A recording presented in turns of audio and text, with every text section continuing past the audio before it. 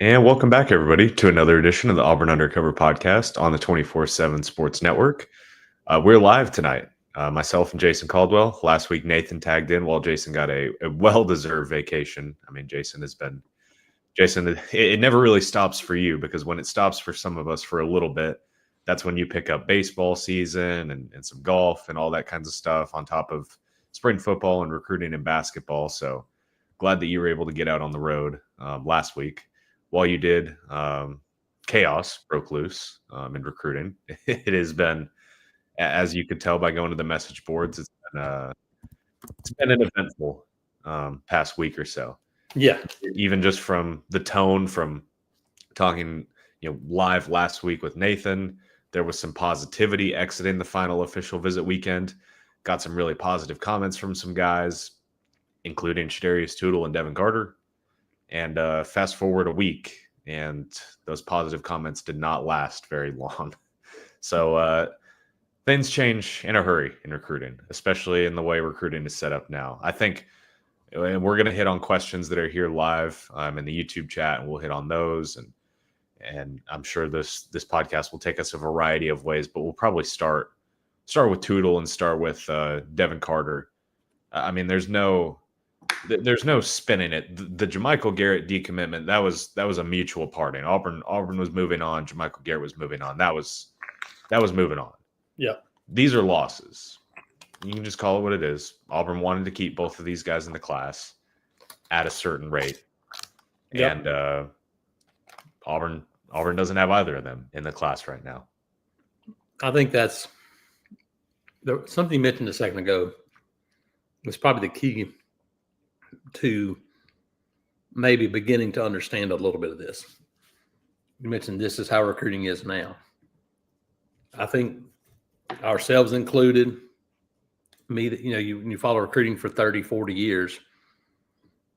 It is not the same thing. It's a very different process now. And it's a very different process than it was 6 months ago. It's a very different process now than it's going to be in December. That's the key that I think people have to remember. And you mentioned, both of those two guys have been committed for a while. Shadarius Toodle been committed a long time. Almost a year. Yeah. So, Christian, I think before we can talk about individuals, we need to talk about right now how this thing works, because it is a much different process. This is not just, go sign football players. It is not just, hey, go get some money and sign football players. This is an NFL structured salary cap. And the difference is that an NFL team, what your salary is going to be this year. You already know what it is. That guy's under contract. You might know some of that on the college football roster right now. A lot of it you won't. It's going to be next year you do this over again. I think the one thing that maybe people have to understand, Christian, a little bit is because of where Auburn was, they have put so much effort into the last two recruiting classes. And look, it's shown up on the field already. Including the portal. Yes. And so you look at it, and right now, you have to think about what your roster may look like in 2026. That is part of what this recruiting process is like now. And part of that is how much money will you conceivably have tied up in that roster in 2026? Because, right now the number is $20.5 million for the entire athletic department. Right now, Auburn's going to be like most. You're going to be somewhere between $14 and $15 million for football. We'll just say 15 for easy math. Not official. We'll just say 15 for easy math. $15 million. It sounds like a lot of money, and it is. But you start thinking about the numbers being thrown around where you go $750,000, $1 million. Giving a player $1 million of your $15 million is not going to happen unless it's somebody, in my opinion, that has already proven it in your program. So when you look at Auburn's roster right now and you think about the potential for 2026, you look at, let's use Devin Carter. You look at wide receiver. Right now, where is your money going to go in 2026?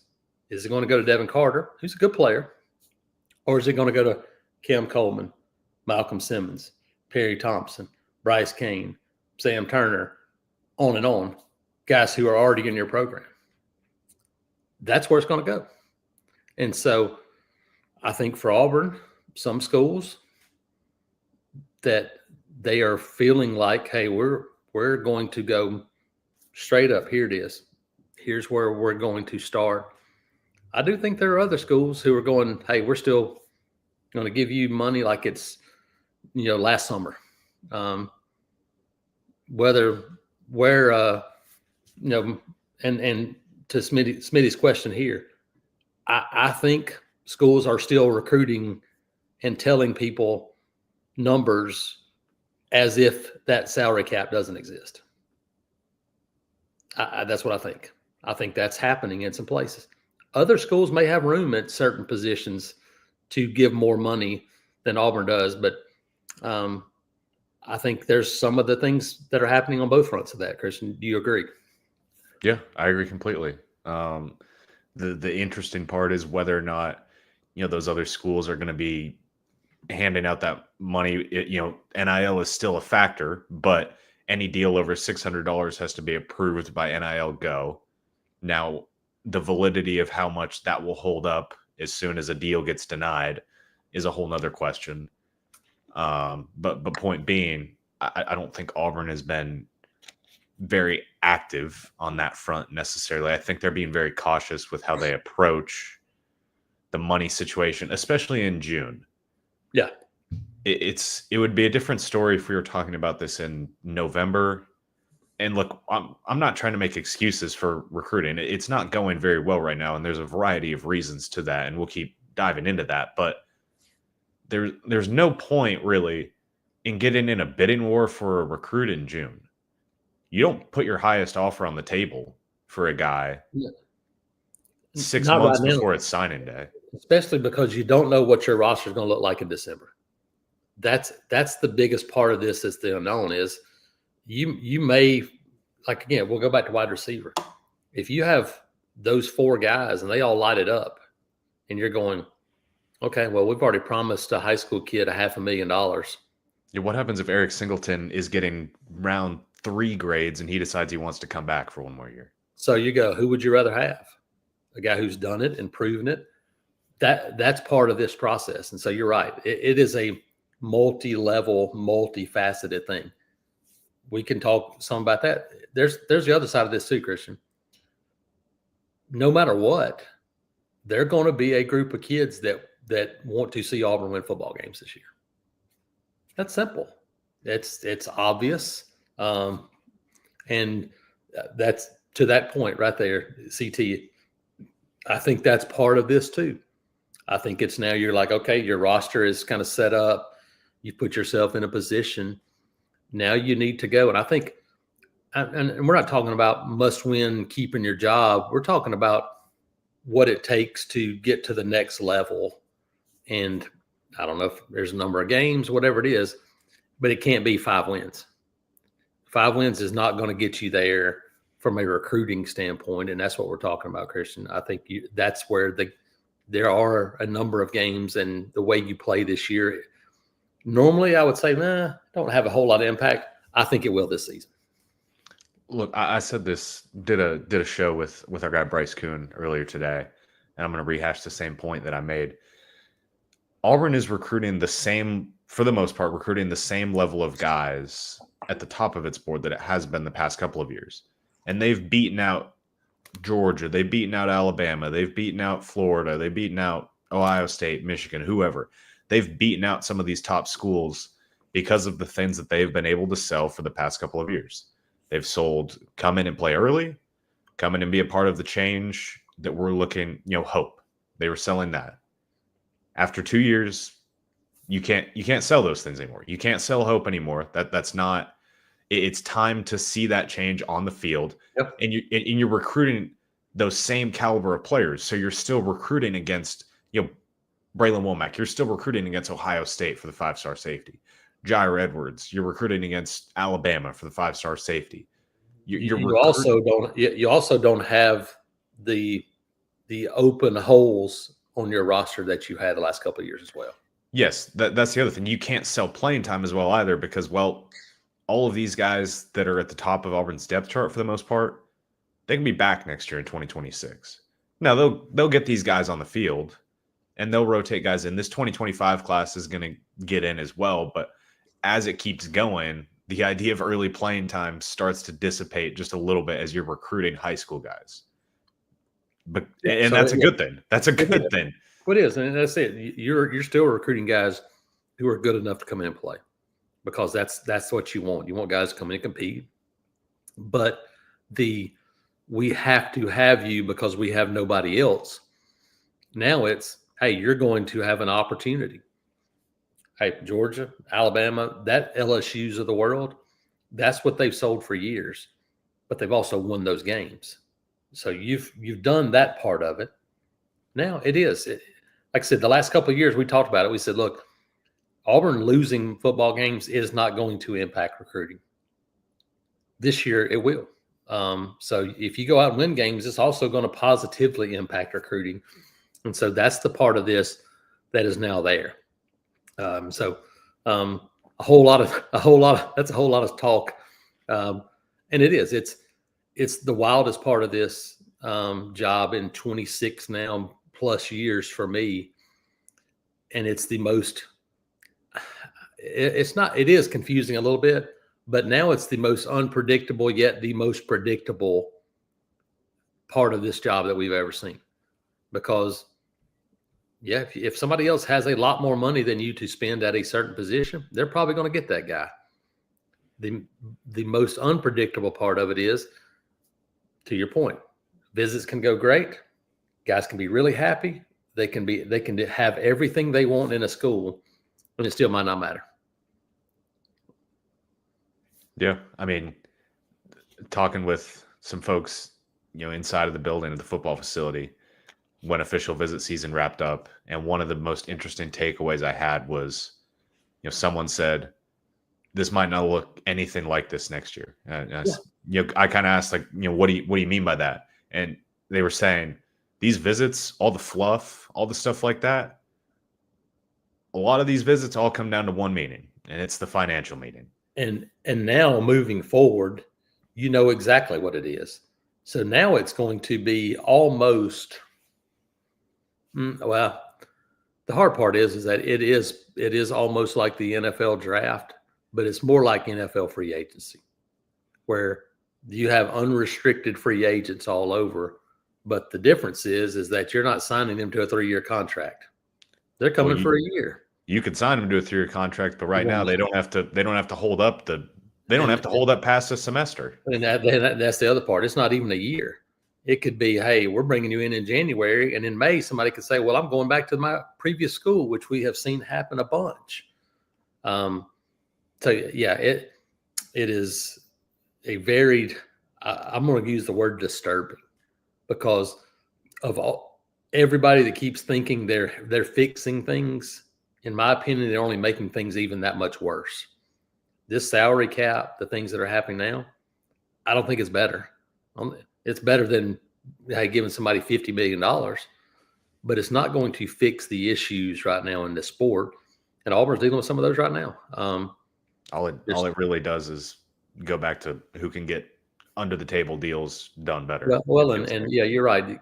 How much NIL can you do? How many $500 NIL deals can you get across the table and some of those things? And so, yeah, it's a difficult situation, but to the reality of it now, Auburn lost a couple of guys who were very important to them in terms of this class. Shadarius Toodle is a guy that, Christian, we saw two years ago, almost 2 years ago now in San Antonio, and he's a guy that's kind of continued to climb up the radar. Wide receiver group, again, Auburn has a talented young group on campus. Obviously, you'll continue to recruit some guys at that position. But linebacker-wise, I think a guy that we went and saw in person now becomes squarely on point and the target for Auburn in Jaquez Wilkes. Yeah. Jaquez Wilkes has been kind of the linebacker target that we've been keeping an eye on in terms of a middle guy for the past couple months now. He was an interesting one, kind of recruited by a lot of schools, even still now as an edge. Auburn recruited him last fall a little bit as an edge, a little bit as a linebacker. I think after his junior season film, Durkin really locked in on him as a true kind of middle linebacker and felt like that would be his best fit in terms of Auburn's defense. I feel like Auburn's in a good spot with him. A little hesitant to put in a pick just because of the way things have been going in recruiting. Kind of want to. It's kind of like in basketball. Kind of want to see one go through the net before I'm willing to put in a pick. But do feel like Auburn sits in a good spot there. To answer CT's question in terms of retaining either of the lost recruits, I mean, maybe. I think Auburn will keep recruit. I don't think Auburn will keep recruiting them. They like both of those guys. Yep. Toodle, I would say that one's maybe a tiny bit more likely than Devin Carter, just because Devin's a legacy and he's now flipped back to Florida State. That one feels much more difficult now. The only thing with Florida State is they're coming off a 2-10 season, and I mean I don't think they're going to go 2-10 again, but they have Castellanos. Gus is the OC. If they're going to be successful, it's going to be running the ball, QB run, quarterback run. Absolutely, it's going to be a lot of that. It's not going to be a lot of passing the ball.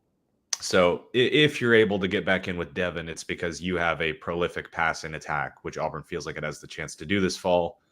And Florida State stumbles. Now Auburn could stumble and Florida State could be great. We could play hypotheticals all day, but I'm just saying that would be your opening to get back into that one, but not feeling that one a ton. I think to that point, something that's interesting to think about too for people is I think because now schools have unlimited official visits. They can bring in as many guys as they want to on official visits. Now, the kid can only take one visit to a school. But I do think that we're going to see a lot of November, early December official visits from guys who maybe have committed to other schools. And all of a sudden, that school said, oh, wait a minute, our guy's coming back. We don't have that money that we told you we had. I think there's going to be a lot of those things happen. I think these commitments that are happening now, I think a lot of these are going to change October, November, December as rosters fluctuate and schools get a feel of what this thing may actually look like next year. And so I think we're going to see more of a flurry of maybe not necessarily new names, but it may be names that had, people had crossed off the list a while back that all of a sudden they pop back up again. And so that's the unknown part of this. Auburn has played it safe and very conservative. And I think you're trying to play the long game. The long game is December. You're not trying to win recruiting in June. You're trying to win in December, and we'll see if it pays off. But a lot of that will come down to how the team plays this fall. Yeah, we're going to hit on, there's some questions in the chat. We'll get to y'all in just a second, I promise. But I kind of want to touch on something that you just kind of mentioned there a little bit, rosters. Jason, we've talked about it a little bit with the new roster change, going from 85 to a 105 hard cap, including walk-ons, preferred walk-ons, et cetera. The current guys are grandfathered in under the House settlement, but eventually it's going to be, a hard cutoff of 105. You're not going to be giving scholarships to all 105. You might not be giving scholarships to all 85 with the way it is now, because the scholarships are part of the cap, if I remember correctly, because I think it's 2 million of the 20.5 is dedicated just to athletic scholarships. It's a debate that we've had a little bit, and we've talked about it, Jason. Do you want how deep do you want your roster to be? Yeah. And what is the cutoff between, do you want 85 guys? Do you want 60 dudes with 40 kind of fillers?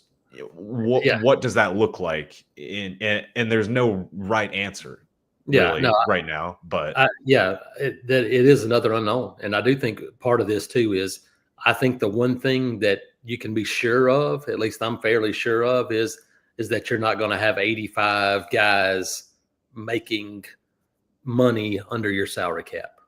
You might have 85 guys on scholarship, but then when you start talking about your salary cap money that then you're allowed to give the $15 million or whatever, I don't think that's going to be divided up among 85 players. I think you're talking about, what's an NFL roster, 53? 53, yeah. I think you're talking about 60. You might get to 65. But I think you're going to go, hey, there's 20 guys that you're going to have to go, all right, maybe it's Troy, maybe it's Southern Miss, maybe it's schools like that. You're going, you might make a little bit more money there, but do you want to come to Auburn and play in the SEC, and then you do what you're supposed to do in year 2 and 3, you can make a lot more money by moving up the roster, doing some of those things. How will that work out? Will that be what they do? I don't know. I think that's still part of this, that we'll know a lot more in December than we do today, but there are going to be some decisions that have to be made on how you want to attack a roster in every sport, and how you want to spend that money. Because, yeah, you're right. Would you rather have 85 guys that are pretty good, or would you rather have 55 guys that are really good? I think you probably lean towards having more really good players, and that's going to mean spending more money on your top level guys. And the other thing along those lines as well, and we've talked with some folks about this, inside the building, that agree with this, signing classes are probably going to shrink for the most part. We've seen, it used to be a hard cutoff if you could sign 25 guys. The NCAA then got rid of that a couple of years ago, and signing classes could be as big as a school wanted. And we started to see those classes balloon up a little bit. We saw classes of close to 30 or north of 30 guys just coming from the high school ranks. Feels like that's going to shrink back down, not only to 25, but maybe closer to 20. And I'm not just saying that because Auburn's 2026 class is not in a great spot right now. That was the sentiment, and that was the belief a few months ago. A while back at this point. Yeah. Once someone mentioned that to me, because the first mock class I did was a bigger class, and then that was mentioned. I was like, okay, now that you say that, that makes a lot of sense, that you're not going to keep shelling out a ton of money for a huge high school class. It just doesn't make sense with revenue sharing, at least from Auburn's perspective. That's how they're approaching it. It's the sad part of what we've already seen, and I think it's going to become an even bigger part of things is that if you're somebody who has money to spend, would you spend that money? Because right now, we just talked about it earlier, it's just 1 year, and then you'll have to do it all over again. Would you do that on somebody who has proven it, older, experienced, veteran, or a high school guy? Now, if it's Cam Coleman, I mean, there's certain high school guys that you're going to continue to do that with. But you're right. I think it's going to create a smaller high school group. And we're already seeing it. There's schools like Jacksonville State and others who are going to benefit from maybe signing players that they never would have had a chance to sign in past years because of the numbers game and really talented players falling to maybe a second level, and winding up at schools like that. Here's the schools that really, we've kind of talked about this a little bit. The schools that really, really might benefit in year 1, especially, are the Purdue's, the Wake Forest, Northwesterns, people like that who have not spent a lot of money previously, who now are going to get this influx of cash money because of the conference ties that they have. And all of a sudden, their football spending goes from $5 million. They might have had $5 million total for the entire roster last year. Well, now you're going to go to 15. And now you look at it and going, they're going to come and grab the backups at, Georgia, Alabama, Auburn, other places, and go, look, that guy's better than we got. We're going to go offer him starter money. And it's going to impact depth in certain schools too. And so all of these things are things that right now schools are having to try to figure out. And at the moment, there's still lawsuits happening. There's still challenging things. It's still unsettled. It's just crazy. We'll transition to some of the questions here in the chat. Our guy Patrick is in the chat. Appreciate Patrick being here. Made our made our graphic for the thumbnail, even though he's out in California enjoying his summer. I think he's in California right now. I know that's where he was, but I know he was traveling a little bit. So Smitty in the chat again. He said off topic, but I saw that Alabama took a running back today. I think they flipped him from Illinois. Does that change your thoughts on Auburn's chances on Xavier Crowell, or will Alabama get both? Does not change my thoughts on Crowell at all. I think Alabama has been focused on getting 2 running backs, and I feel like they're in a really, really good spot to get Crowell. Have felt that way for a while. I think Auburn is 3rd at best in that recruitment. I think Alabama and Texas are the 2 main schools. I don't think Auburn is. I don't think Auburn's in the same atmosphere as those schools in terms of being invested into that recruitment monetarily. Again, just to be honest, and that's today. Who knows what November looks like? You might change your mind depending on what Auburn's running back room looks like. You look and Auburn only has 1 player in his running back room that would not have eligibility after this season. Amari Austin would be the only one. Everybody else would have years coming back. A lot of that, how much money you might spend on a running back might change by the time you get to the end of the season. Yeah. Here's one from Felix. This is more of a statement, but something that we can kind of touch on. It's something we did. It's put up or shut up for Auburn. I hate it, but it is. I mean, you're not wrong. It's time to win some games this fall. It's time to win some games. We talked about it. That's the blunt way to say it, but we said the same thing earlier. You've set it up for this year to be a year where you take those steps that you've talked about. And the first 2 years, look, even last year, while there were games that could have been, maybe should have been won, that still was a roster that had holes. And now you look and you go, you've put yourself in a position where you've got a roster that it's not perfect, and it's not, what we've seen from Alabama, maybe Georgia, and some of these others. It's still the best roster that Auburn's had in quite a while. It can compete across the board, correct, 2 deep. Correct. And that's it. And so now you go, now we're going to have an opportunity to go win those games. You need to do that. And, obviously you're going to have an opportunity early on to set some momentum for this game and for this team at Baylor early on. You got road games at Oklahoma, at Texas A&M. If you do those things and get some momentum set for those home games that you're going to have later in the year, then all of a sudden, then you have a chance to really build momentum in every phase. Yeah, it's almost I was talking about with our buddy Cole Pinkston over at On3. We were chatting, just kind of tossing ideas around, and he kind of joked, but half serious. And I kind of agree with him in the sense of, you don't want to pull a full Brian Harsin. You don't want to just throw recruiting to the side and only focus on football this fall. But you're kind of in a spot where if you can win some games, you've recruited so well up to this point, and you've recruited well in the summer. If you put all of your focus, not all, but if you put so much more focus on football, it will take care of itself. It will take care of itself. I agree. I mean, like they're always going to recruit, because you're never not recruiting. But I think we have seen in the past couple of years, not to say that they threw games away, because they didn't. I mean, they prepared and they did those things, but recruiting was always such a need. It was such an emphasis. And now you look and go, look, you have some pieces now. Now you go and win football games. And so, I do think you can go look and understand it a little bit more now. Now it's about going and doing what you need to do to get wins on a Friday and then Saturdays.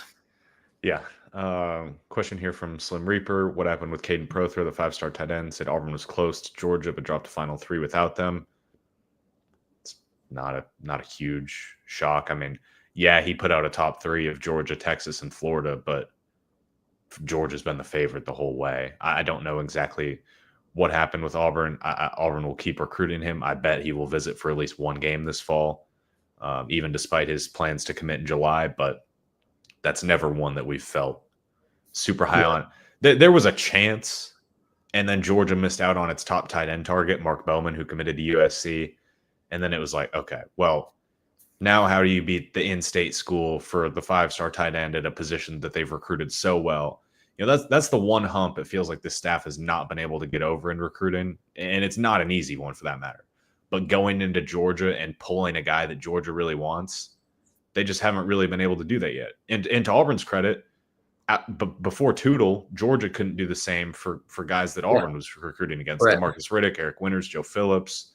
Now Georgia gets one with Toodle, but Auburn just has not quite been able to get over that hump. And I mean, Georgia there are a couple of tight ends though that Auburn, Chris, you feel like Auburn's in pretty good shape with at the moment, right? Yeah. J.C. Anderson, he's committing July 1st. Auburn, Ole Miss really battling. Ole Miss is they're making things interesting. Don't love the way that one is going, which is interesting because we saw Xavier Tiller commit to Florida State on Monday. Auburn was kind of going, one or the other on those guys. So we'll see what happens over the next week and if Auburn can kind of turn the tables with JC again. And then Kentrell White, a new name. Tom Lloyd dropped a note on our board early Monday morning saying, watch out for Auburn here. 6'4", 210, 215-ish, maybe a little closer to 6'5". He's lasered in at a 4.5 40. A lot of schools saw him as a receiver at first. Auburn sees him as a hybrid tight end. Think he could be pretty close to having a decision. He visited Auburn a couple of times in the spring. Didn't visit this summer, but feel like Auburn's in a pretty good spot. Virginia Tech is the other school in the mix. He dropped his top 2 a couple days ago. So that's an interesting one to definitely keep an eye on there. Yeah, and really athletic. This would be an Evan Ingram type guy, in my opinion. This is a guy that, we just saw Rivaldo Fairweather and how much of an impact Rivaldo had in a couple of years. This would be a guy that would give you a similar type ability in the middle of the field, I believe. Question from Jaquan, chances with Jira. Jira Edwards, the 5-star safety from St. Francis. Not feeling it for when he commits on July 5th. Feel like Alabama is pretty ahead of the pack, but he's already said that he's going to keep taking visits in the fall. He said he's going to be back for the Georgia game, back for the Alabama game. What happens if his St. Francis teammates have a great freshman season at Auburn? What happens when he's back for the Iron Bowl? What if Auburn wins that game? That's the Saturday before a Wednesday signing day. What if Auburn decides it wants to invest heavier and get in another safety in this class? Yeah. All those things still have to be determined. Yeah, you're right. And you look at Auburn's safety group right now and you feel like you got a lot of pieces there in this safety group, but you never know how it looks at the end of the year. So that's part of it too. I do feel like that one, a lot of that will be determined on how well Auburn plays this year for a guy like Jira Edwards. Here's one from Brant and Loretta. Should we be worried about what's going on for the 2026 class or maybe get things turned around? I know Hugh can do this. Yeah. To be honest, look, the question on our board, and sorry to cut you off, has been so much of, are you concerned? Are you panicked?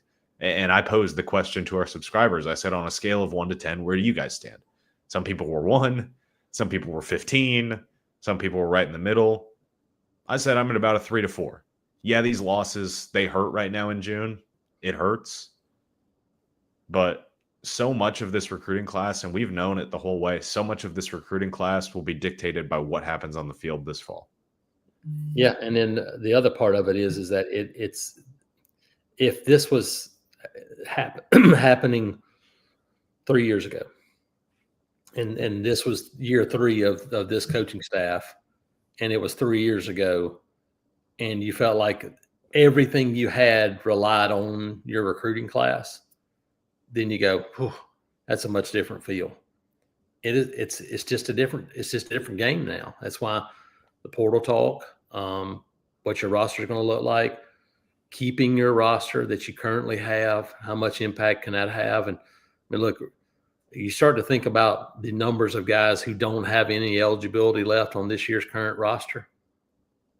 Not a whole lot of them that you think about playmaker guys. There are not a bunch of them. A lot of them are on the offensive line, but some of those guys still have some eligibility left. But you start thinking about the attraction positions. Most all of those guys have 1 or 2 years left. Some of them have 3. That's part of this right now too, and that's a big part of it is that this is still a really young roster for the most part, all across the board. We're going to hit on a couple more questions and then close it out late on this Monday night. Tom, do you think this staff starts offering recruits down our list just to have some commitments? I think maybe a couple, and guys that they truly believe in. They're not just going to toss offers out. You're not trying to, because you mentioned it earlier. They're not. This is not going to be a massive. You're not trying to sign 25 guys in this class. You'll see a handful of those guys that could fall under that classification. I think Kentrell White could fall under that classification. I mean, they've already offered him, but what if Auburn decides to start pursuing Nico Heppy, our big offensive lineman from New Zealand, a little bit more aggressively and try and get him in? You saw it with Eric Perry. I mean, he committed. You're seeing it with a couple of guys, but I don't think they're going to fill up their class. They're not going to go get 20 of those guys just to fill up the class before August. Yeah, no, I think you go, hey, this is a guy we really like. We'll take this guy. I mean, we talked about it, Christian. There's a linebacker committed to an SEC school that's just down the road from here that we saw in camp a couple of weeks ago. Braylon Outlaw, that would be a guy that people would go, and that kind of came out of nowhere.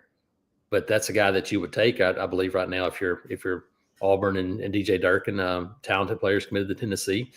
You could see some of those things and you go, hey, he's not a 5-star guy, but he's a good football player. But yeah, I don't think you're going to see them go, oh, we're going to need to take a bunch of guys just to get some commitments because, yeah, I don't think it's going to be that big of a class.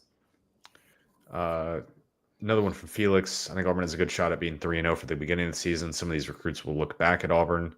That Baylor game, it feels like it's interesting because it's not an SEC game, but for the pressure that Auburn has going into this season, especially with recruiting, man, it feels like winning that game because it's on a national spotlight on Friday night, getting the game changed to then. Probably, if not it's one of the one or two teams that are going to be preseason Big 12 picks.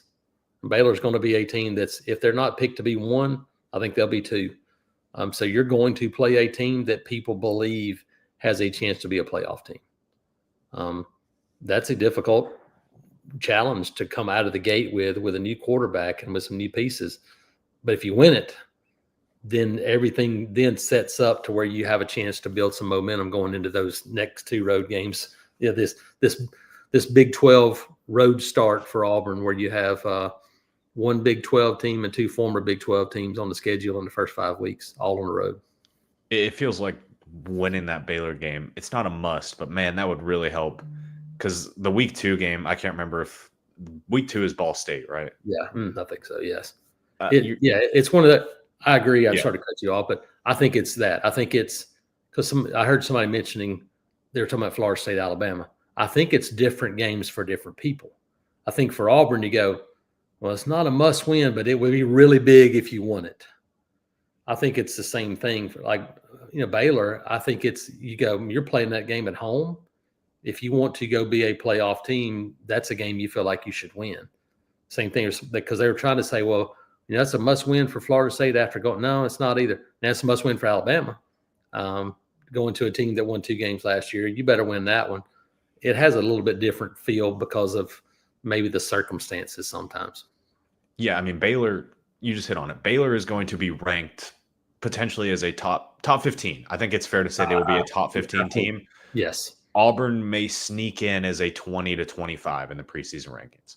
They might just get a bump because everyone knows that's a week 1 game and people want it to be a ranked game. Absolutely. But point being, you will it would be an upset if you win. Probably it would be an upset in the rankings. I would say right now, I don't know. I haven't seen it. I would guess Baylor would be a 5.5, 6.5 point favorite. I would imagine, and maybe more than that. I don't know. I don't know if there's any early lines out on college football games or not. I think there are, but if you could get a quote unquote upset in what feels like it's a decently even game, but you're playing at their house, the buzz that would just instantly flip from what has been a relatively, and look, we're only in June and Auburn will still get some commitments, but from what has been a relatively slow off season that fans have not become accustomed to, Ball State is not a game where you're going to load up the visitor list, but it's your first home game, so you always load it up a little bit more for that.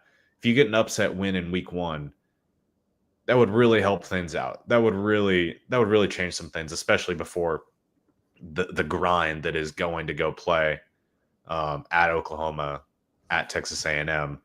Because if you win Baylor, you can split those 2 road games, and you can feel pretty okay with that. Yeah, in my opinion. Actually, Auburn right now is a 2.5-point favorite. Okay. Yeah, really interesting. I mean, that's of course it's like again we're sitting here on June 23rd. That's interesting. Okay. Last one that we're going to hit on here from Kevin. Got to beat Georgia and/or Alabama and finish 9 or 4 or better. I think getting one of those games, I completely agree with. Because of the timing, it feels like the Iron Bowl would be so much bigger just because it's a few days before signing day now. Yeah.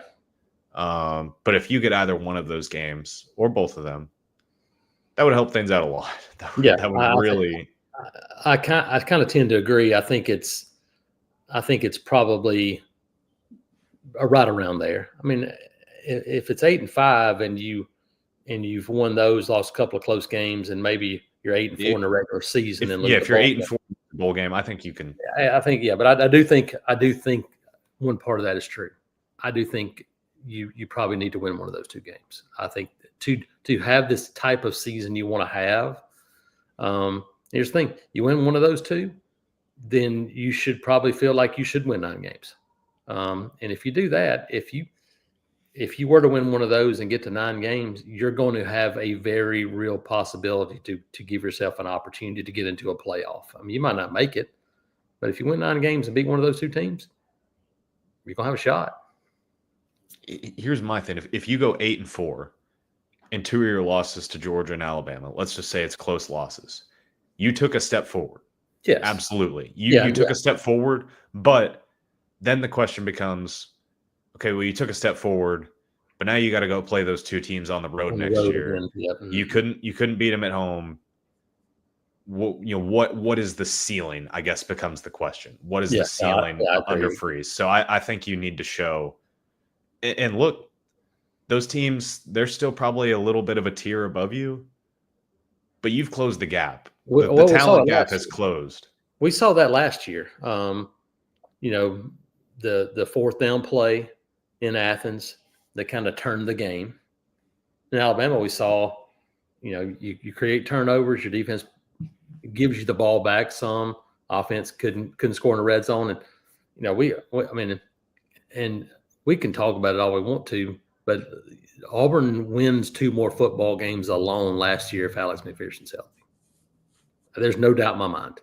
You're 7-5 there, and it's hey, his health is more important than winning football games, and so glad to see him feeling good and doing good and get back and doing the things he needs to do. But and here's the thing: we also both of us know Towns Magoo's going to be really good. He's going to be a really, really good kicker. That's just what happens sometimes when you throw freshmen into the fire. Got thrown into it, and so it was an unfortunate situation. Sometimes those things happen, and it happened for them last year in maybe the worst possible moment. But now can you build on? Because I thought they were better in almost every area last year, and it didn't show up on the field in terms of wins and losses. I thought they were better defensively. I thought they were better offensively, doing the things they needed to do. It just didn't translate to winning more games. Now, can you take that next step and do the things you need to do? Yeah. So I think we'll probably wrap it up there for tonight. Here on the quote unquote recruiting podcast, combined with a lot of modern day college sports and attempting to dissect what we're navigating through. Yes. It's an imperfect world, and we don't have all the answers. No one has all the answers, but we can attempt to give you our thoughts, and from talking to people that know more than us, and talking to different sources and whatnot, how they feel about things. And so, look, people have been wanting answers. There's a lot of questions, rightfully so. I feel like this show was very informative. I hope, at least, in terms of what we think about where things are at right now. that would be my best way of summing it up, to be honest. But appreciate everyone that tuned in here on the YouTube and had some questions for us. Appreciate everyone that listens on later on as well. Not sure what the podcast schedule is going to look like moving forward, seeing as next week we'll be getting into the 4th of July. I take that back. Nathan discussed wanting to do one of our more fun podcasts that we do every year, where we rank the opponents based on difficulty, and kind of how we view the schedule. Not necessarily is this the toughest team, but where does it lie? Yeah. Stuff like that. So I think we'll do that early next week. Don't know if we'll have a recruiting show next week. It would probably be a lot of these same comments, a lot of rehashing things, unless a bunch of stuff happens one way or the other, then we'll do something. Yeah. Look, we'll be here no matter what. We'll be here. We'll be here until December, until signing day, and then we'll be here ready to go for the 2027 cycle after that as well. So appreciate everyone that was here tonight. Appreciate everyone at auburnundercover.com. If you're listening to this and you're not a subscriber, we still have a summer special available. I believe right now the deal is $1 for your first month, or you can get 50% off an annual sub. Still a ton of great content rolling out over there. VIP content, insider pieces on the linebacker board, the wide receiver board. Jason's going to have an insider piece with some team intel from workouts and whatnot coming as well on Tuesday, I believe. So by the time you're listening to this, should be up. So look, we've got a ton of stuff still rolling over there, despite not a ton of great stuff necessarily happening in the Auburn world.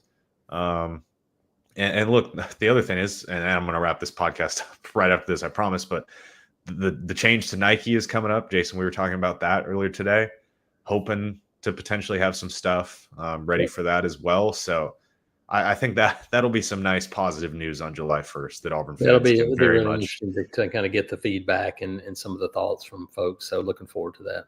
Yeah, so we'll have that. Again, thanks everyone for tuning in. We'll catch you guys on the next one.